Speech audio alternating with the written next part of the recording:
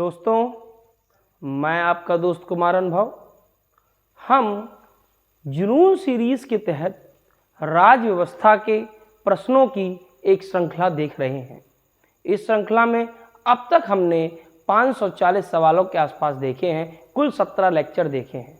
अब तक अगर आपने हमारे बाकी के 17 लेक्चर नहीं देखे हैं तो आप हमारे गिरिराज क्लासेस मौरानीपुर की यूट्यूब चैनल पे जाके सभी 17 लेक्चर देख सकते हैं, जो आपके आने वाली आगामी परीक्षा में, चाहे वो आरपीएफ कांस्टेबल हो, एसआई हो, यूपी पुलिस हो, एमपी पुलिस हो, सीडीएस हो, सीआरपीएफ हो, सीएपीएफ हो, दिल्ली एसआई हो, यूपी आरओ हो, यूपी एआरओ हो या पीसीएस हो, आपके आगामी तमाम परीक्षाओं के लिहाज से अति महत्वपूर्ण प्रश्नों की श्रृंखला में चला रहे हैं।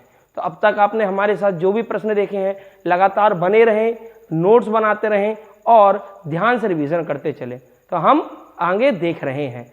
अच्छा, एक बात ध्यान रखें कि हम फुल फ्लैश सवाल नहीं कर रहे हैं, हम टू द पॉइंट, क्रिस्प, एकदम टू द पॉइंट चीज़ें देख रहे हैं। अगर आप डेप्थ नॉलेज चाहते हैं, अच्छा नॉलेज चाहते हैं, जो आपके सिलेक्शन का अच्छा बेस बने, तो फिर आप आके हमारी गिरिराज क्लासेस, जहाँ पे हम ऑफलाइन क्लासेस मौरानीपुर स्वर्गेश्वर मंदिर रोड पे लगाते हैं, आप आके ज्वाइन कर सकते हैं। चलिए हम देख रहे हैं। आप इन नंबरों पर भी संपर्क करके हमारे यहाँ आ सकते हैं। चलिए हम देख रहे हैं लेक्चर नंबर 18। लेक्चर नंबर 18 बेटा, क्लियर। लेखानुदान संघ सरकार को अनुमति प्रदान करता है। लेखानुदान क्या होता है बेटा? लेखानुदान क्या होता है? संघ सरकार प्रदान करता है सार्वजनिक ऋण के लिए, भारतीय रिजर्व बैंक से धन उधार के लिए, राज्यों को अनुदान करने के लिए, निश्चित अवधि के लिए भारतीय संचित निधि से धन निकालने।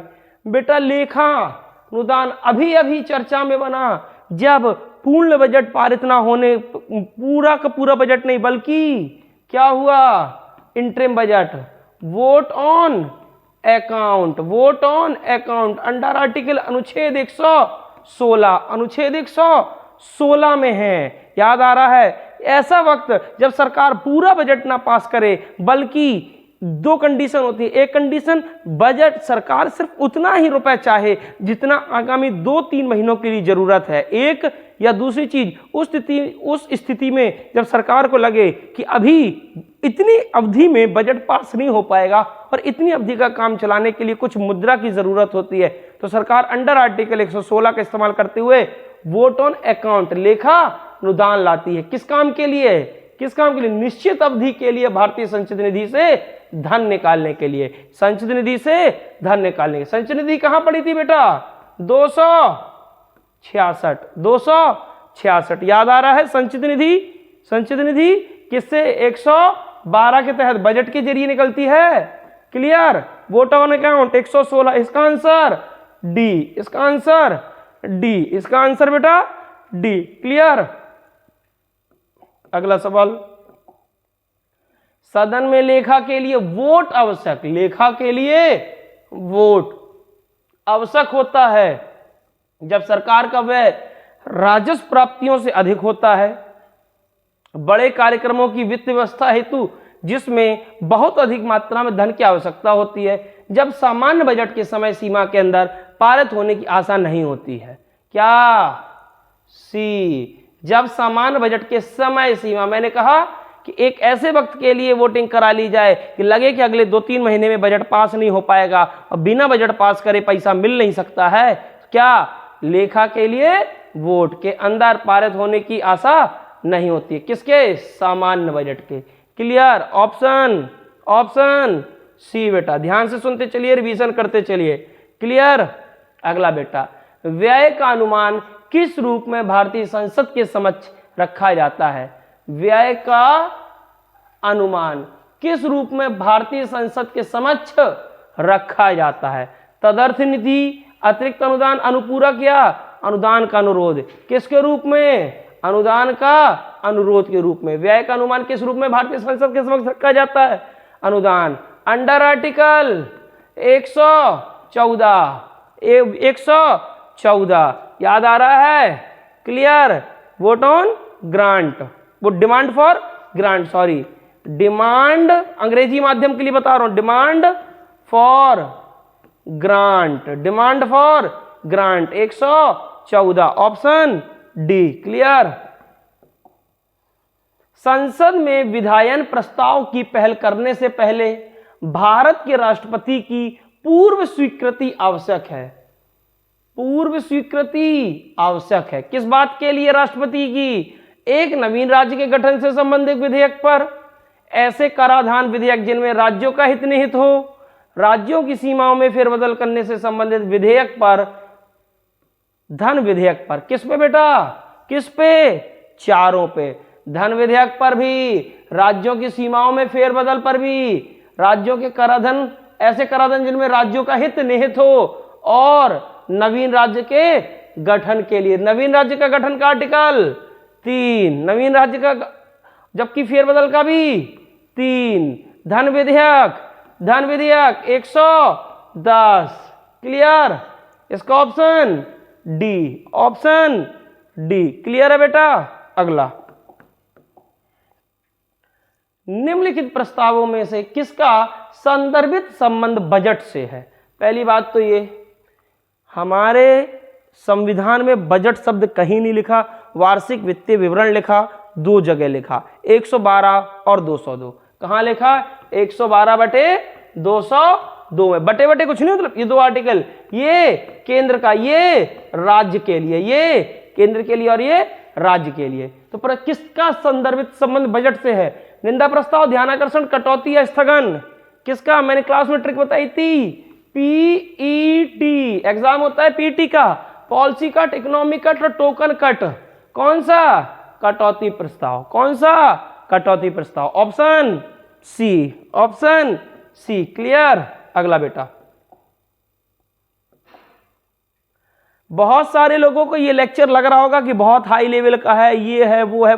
बेटा बिल्कुल बेसिक लेवल का है। दिक्कत यह है कि आपका लेवल बहुत नीचे पड़ा हुआ है, जो सिलेक्शन लायक नहीं है, और आप अपने उस छोटे से कोकून से, अंडे से बाहर नहीं निकलना चाहते हैं।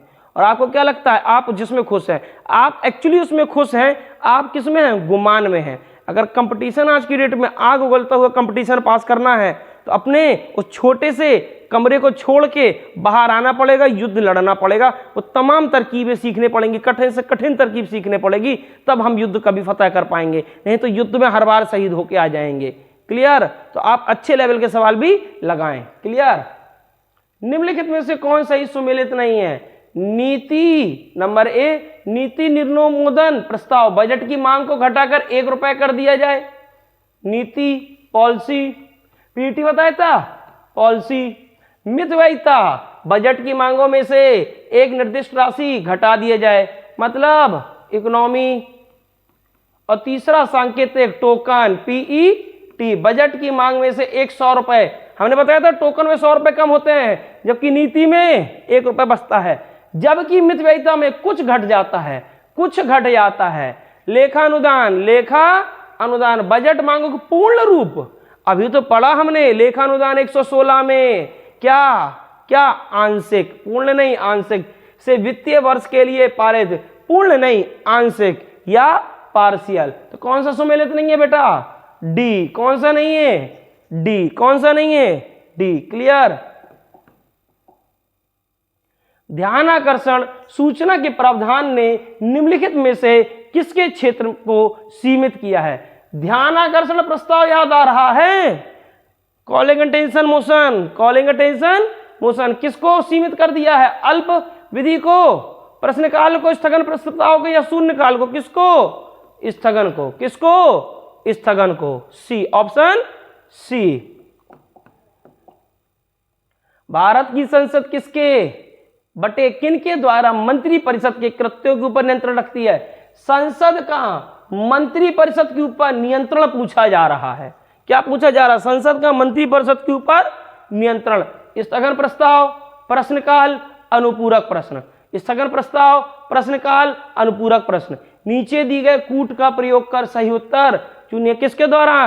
क्या स्थगन प्रस्ताव के, प्रश्नकाल के, अनुपूरक प्रश्न के किसके द्वारा नियंत्रण रखती? ये तीनों के द्वारा, ये तीनों के द्वारा। बेटा ऑप्शन डी। स्थगन में क्या होता है, किसी भी मुद्दे को रोका जाता है, स्थगित किया जाता है। प्रश्नकाल में सवाल पूछा जाता है, अनुपूरक प्रश्न में सवाल पे सवाल पूछा जाता है, सवाल पे सवाल। क्लियर? Option D. ये तीनों तरीके हैं बेटा संसद का मंत्रिपरिषद को नियंत्रण लेने का तरीका। इसी को आसान भाषा में क्या कहते हैं, संसद की वो मंत्रिपरिषद की लोकसभा के प्रति जवाबदेही तरीका वो। क्लियर? तारांकित प्रश्न, तारांकित प्रश्न जानते हैं, started question, started question, started question के विषय में सही क्या है। यह मौखिक उत्तर दिए जाते हैं, हाँ लिखित दिए जाते हैं, जब मौखिक दिए जाते हैं तो लिखित नहीं दिए जाते। क्लियर? पूरक प्रश्न पूछे, जब मौखिक है तो पूरक पूछना आसान है, सिंपल, हाँ कॉमन सेंस। अगर मौखिक उत्तर है तो सामने वाले ने एक उत्तर दिया, हम उससे अगर सहमत नहीं है थोड़ा, तो हमने क्या किया, हमने कहा भैया इसका और आंसर दे दो। पूरक प्रश्न नहीं पूछे जा सकते, किसमें पूछे जा सकते तो अपने आप गलत। उत्तर पर बहस की जा सकती है, हाँ। उत्तर पर स्पीकर का नियंत्रण होता है ना। 1 2 1 3 5, अच्छा इसमें 1 3 5 है नहीं, तो 1 3 है कहीं, हाँ है। क्लियर? 1 3। क्लियर? क्लियर? अच्छा उत्तर पर बहस नहीं होती है, बहस नहीं होती है, एक ही 3 है, 1 और 3, option B, option B. Clear बेटा? Option B. ध्यान से सुनते चलिएगा, रिवीजन बहुत जरूरी है। क्लियर? सब पढ़ा रखा मैंने क्लास में, विधिवत पढ़ा रखा है, सब नोट्स में लिखा रखा है। क्लियर? गोलू से क्वेश्चन करके ईगो सेटिस्फाई होगा, मैं 100 बार कह चुका हूं, सिलेक्शन कभी नहीं होगा। गोलू से क्वेश्चन कीजिए, पहला प्रधानमंत्री, उससे आप पूछिए, वो आपसे पहला राष्ट्रपति पूछे, और दोनों एक दूसरे की तरफ देख के मुस्कुरा के भाई कितनी क्वालिटी आती है तुम्हें। और जब पेपर आए और पेपर में अगर आ जाए कि 148 के 4 में क्या लिखा, उनका है ये क्या हो गया, या वो पूछ ले 76 के 2 में क्या लिखा, कर ये तो बेईमानी कर ली हमसे, बेईमानी नहीं कर ली। अब वो पूछ रहा है, इस बार भी आपने देखा होगा, अब वो अंदर घुस रहा है, धुआंधार घुस रहा है। अब कोई पेपर उठा लें, यूपीएससी का कट ऑफ कितना आ गया गिर के, 75। क्यों?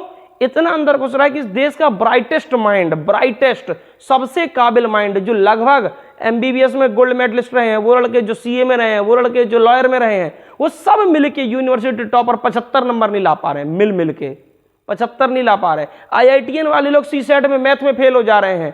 क्यों? अब वो घुस के पूछ रहा, कोई भी पेपर उठाएं, यूपीपीसीएस का कट ऑफ 130। क्लियर? तो अब अगर कट ऑफ निकालना है, पार करना है, तो पढ़ना पड़ेगा। क्लियर? अगला बेटा, भारतीय संसद में स्थगन प्रस्ताव को लाने का क्या उद्देश्य होता है? स्थगन का सार्वजनिक महत्व के निश्चित आवश्यक मुद्दे पर, हाँ यही होता है, हाँ यही होता है। बाकी हालांकि हम पढ़ लेते हैं, विपक्षी सदस्यों के मंत्रियों से सूचना प्राप्त करने होते, स्थगन में नहीं होता है ये बेटा, ये प्रश्न काल में होता है। किस अनुदान की मांग में एक निश्चित मात्रा में कटौती नहीं, पीईटी इकोनॉमी कट बताया था। कुछ सदस्यों के हिंसक अथवा अनुचित व्यवहार पर रोक लगाने के लिए कार्रवाई स्थगित करनी होती नहीं, option A, option A. Lok Sabha की प्रक्रिया और कार्य संचालन, हाँ लोकसभा का नियम नंबर 377, अभी उसमें आया था बेटा पिछले बार एसआई के एक सेट में, लोकसभा का नियम नंबर 377, लोगों के पैरों के नीचे की जमीन। ये क्या पूछ लिया, ये तो बेईमानी कर दी, ये तो नहीं पूछा जाता, सब पूछा जाता, विधिवत पूछा जाता, तरीके से आपको आना चाहिए। बहुत सिंपल है, अगर आपने कभी संसद टीवी खोल के देखी होगी तो उसमें अमूमन यही लिखा रहता, नियम नंबर 377। कितने अधिकतम कितने प्रश्न, 19 20 21 22, 20 + 10 कुल मिला के 30। आप कहेंगे 30 क्यों, उसमें तो ऑप्शन ही नहीं है बेटा 30। हालांकि ऑप्शन अपने आप में ठीक है, लेकिन लोकसभा के नियमों में कुछ तब्दीली हो गई है, जिस वजह से अब 20 नहीं बल्कि 30 प्रश्न पूछे जा रहे हैं। कितने? 30 प्रश्न। कितने? 30 प्रश्न। क्लियर? तो जब पेपर में इसका ऑप्शन आए तो क्या लगाएंगे? 30। क्लियर? क्लियर? संसदीय प्रक्रिया में गिलोटीन का क्या कार्य है? गिलोटीन क्या, अगर किसी ने फ्रांस रिवॉल्यूशन पढ़ा हो, फ्रांसीसी क्रांति पढ़ी हो, तो गिलोटीन जानता होगा। एक आदमी को लिटा के ऊपर से एक धारदार हथियार छोड़ दिया जाता भारी भरकम, और गर्दन अलग हो जाती, उसी को क्या कहते थे? गिलोटीन। क्या कहते थे? गिलोटीन। अचानक से मार देना, अचानक से खत्म कर देना, फ्रांसीसी क्रांति में पढ़ा होगा। चलिए हम देखते हैं कि संसद में या राजनीतिक भाषा में गिलोटीन का क्या अर्थ बैठता है। विधेयक पर बहस को बंद करना, विधेयक पर बहस को जारी रखना, सदस्यों द्वारा सदन का बहिष्कार, सदन को स्थगित करना। अपने आप समझ गए होंगे, अपने आप समझ गए होंगे। विधेयक पर बहस को बंद करना, क्या गिलोटिन्ड, क्या गिलोटिन्ड। क्लियर। अगला बेटा, निम्नलिखित कथनों का परीक्षण करें और नीचे दिए गए कूट से सही उत्तर चुने। संपत्ति का अधिकार मूलभूत अधिकार नहीं है, हाँ अब नहीं है। संविधान संशोधन 44 से ये 300A हो गया। क्लियर, तो अब नहीं है, ये बात बिल्कुल ठीक है अपने आप में। राज्यसभा एक वित्तीय बिल को रोक सकती है, हाँ रोक सकती है, मगर ज्यादा से ज्यादा 14 दिन। हाँ रोक तो सकती है लेकिन ज्यादा से ज्यादा 14 दिन, तो ये बात भी अपने आप में ठीक है। भारतीय संविधान की प्रस्तावना में 42वें संविधान संशोधन द्वारा धर्मनिरपेक्ष हाँ जोड़ा गया, लोकतांत्रिक जोड़ा गया क्या? ना, हमने पढ़ा था 42वें संविधान SIS, सोशलिस्ट इंटीग्रिटी, सॉवरेंस, समाजवादी, अखंडता और धर्मनिरपेक्षता, यही 3 जोड़े गए। तो लोकतांत्रिक शब्द पहले से जोड़ा था, इस शब्द की वजह से ही हो गया परेशानी है। शब्द जोड़ा गया नहीं, 3 गलत। संसद के दोनों सदनों में कोई विवाद लोकसभा अध्यक्ष की व्यवस्था द्वारा सुलझाया जा सकता है ना। अगर दोनों में से कोई विवाद हो गया तो 108 के तहत क्या है? Joint meeting. क्या है? संयुक्त अधिवेशन। क्या है? संयुक्त अधिवेशन। 108 के तहत जो राष्ट्रपति बुलाता है, जिसमें 118 के तहत लोकसभा स्पीकर क्या करता है? अध्यक्षता करता है। 118 के तहत लोकसभा के नियम बनाने की शक्ति में था, 108 के तहत तो 4 भी गलत हो गया, केवल 1 और 2 सही। कहीं है? हाँ है। ऑप्शन ए सही पूछा था ना हमने, उसने हाँ सही पूछा था उसने। ठीक, ऑप्शन ए बेटा, ऑप्शन ए। क्लियर। चलिए अगला सवाल, भारतीय संसद का स्वर्ण जयंती कब मनाई गई थी? कब मनाई गई थी स्वर्ण जयंती? 1, 15, 16, 5। कब? 13/5/2002। कारण कि 13/5/1952 को पहली बार संसद मिली थी। तो राज्यसभा कब मिली थी? राज्यसभा मिली थी 3/4/1952 को। उस दिन पढ़ा था राज्यसभा की तारीख। ये लोकसभा की तारीख पूछ रहे थे कि पहली बार लोकसभा कब बैठी थी? 13/5/1952। 13/5/1952। क्लियर। Option D. स्वर्ण जयंती माने 50 साल। स्वर्ण जयंती माने 50 साल। क्लियर। निम्नलिखित में से कौन सी एक सबसे बड़ी संसदीय समिति है? सबसे बड़ी संसदीय समिति कौन सी है? लोकलेखा, प्राक्कलन, सरकारी उपक्रम समिति, याचिका। कौन सी? लोकलेखा में कितने? 22, 15 + 7। प्राक्कलन में 30, सरकारी उपक्रम में 15 + 7 = 22।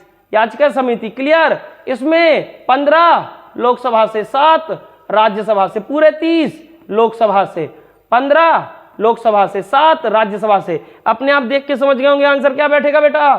बी, प्राक्कलन समिति, एस्टिमेट कमेटी।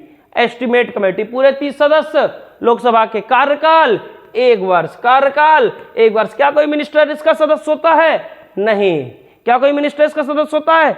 नहीं। कोई भी मिनिस्टर किसी भी समिति का सदस्य नहीं होता है। लोकलेखा समिति का सामान्यतः, नियम नहीं है ऐसा, सामान्यतः अध्यक्ष कौन होता है? कौन होता है सामान्यतः अध्यक्ष? विपक्ष में लोकसभा का नेता। विपक्ष में लोकसभा का नेता। विपक्ष में लोकसभा का नेता नहीं, नेता हाँ, विपक्ष का नेता विपक्ष का नेता। इनके तीनों के अध्यक्ष कौन चारों के अपॉइंट करते हैं? लोकसभा के अध्यक्ष। क्लियर। तो इसका आंसर बी। इसका आंसर बी। प्राक्कलन समिति के सदस्यों का, अरे अभी तो बोला 1 वर्ष, अभी तो बोला किसी भी कमेटी का इनका सबका टाइम 1 वर्ष होता है, 1 वर्ष होता है। क्लियर। बी। अगला, संसद की स्थायी समिति के सदस्यों को लोकसभा एवं राज्यसभा के किस अनुपात 15 और 7 का अनुपात क्या समझ आ रहा है? 2:1। देख लो कहीं हो 2 और 1। हाँ 2 और 1। पहले कौन सी थी? लोकसभा लिखा है पहले, बाद में राज्यसभा लिखा है। क्लियर। तो ऑप्शन ए ठीक। ऑप्शन ए ठीक। क्लियर। लोक लेखा समिति के लिए लोकसभा के कितने सदस्य निर्वाचित होते हैं? लोक लेखा समिति के लिए कहां के? लोकसभा के कितने? 7, 10, 15, 22। जब उसने लोकसभा पूछा तो कितने? 15। कितने लोकसभा के? 15। क्लियर। अगला, भारतीय संसद की लोक लेखा समिति संवीक्षा करती है। लोक लेखा समिति की काहे की संवीक्षा करती है? नियंत्रक एवं महालेखा परीक्षक के प्रतिवेदन की, भारत की संचित निधि की, लोक लेखा की, आकस्मिक निधि की, किसकी करती है? भारत के नियंत्रक एवं महालेखा परीक्षा के प्रतिवेदन की। महालेखा परीक्षक का मैंने बताया था, महालेखा परीक्षक जो संसद में अपनी रिपोर्ट रखता है, किसमें, किस आर्टिकल, महालेखा परीक्षक अपनी रिपोर्ट किसे देता है? राष्ट्रपति को। राष्ट्रपति संसद में रखता है किस आर्टिकल के तहत? 151(1), जबकि राज्य में 151 के अंदर 2। याद आ रहा है? क्लियर? Option A. संसद की लोक लेखा समिति का प्रमुख कार्य क्या है? शासन की वित्तीय लेखा एवं विनिमय तथा कंट्रोलर एवं ऑडिटर जनरल की रिपोर्ट का परीक्षण,